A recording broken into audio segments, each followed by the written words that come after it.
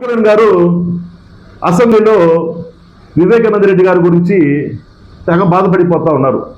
వివేకానంద రెడ్డి గారిని చంపిన వాళ్ళు మన కళ్ళ ముందే తిరుగుతూ ఉన్నా మనం ఏమీ చేయలేకపోతామని చెప్పేసి తెగ ఫీల్ అయిపోతూ ఉన్నారు. ఈ సందర్భంగా పవన్ కళ్యాణ్ గారిని ఒక ఇష్యూ అడుగుతూ ఉన్నా. పవన్ కళ్యాణ్ గారు, మీరు జనసేన పార్టీని ఎందుకు ఏర్పాటు చేశారు? ప్రశ్నించడానికి అన్నారు.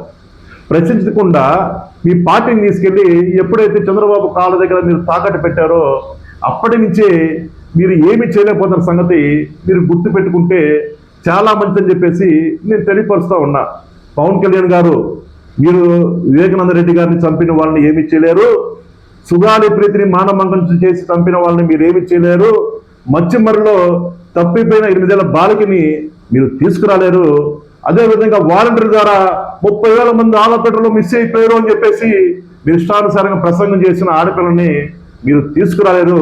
అదేవిధంగా విశాఖపట్నంలో ప్రభుత్వ భూముల్ని 99 పైసలకే లూలు లాంటి ఎత్తివేసే కంపెనీలకి మీరు అమ్మేసినా కూడా మీరు ఏమీ చేయలేరు. అదేవిధంగా విశాఖపట్నం స్టీల్ ప్లాంట్ని ముక్కలుగా కట్ చేసి అమ్మేస్తున్నా మీరు ఏమీ చేయలేరు. అదేవిధంగా ప్రభుత్వ మెడికల్ కాలేజీలని ఇష్టానుసారంగా చంద్రబాబు అమ్మేస్తున్నా మీరు ఏమి చేయలేరు. మీకు తెలిసింది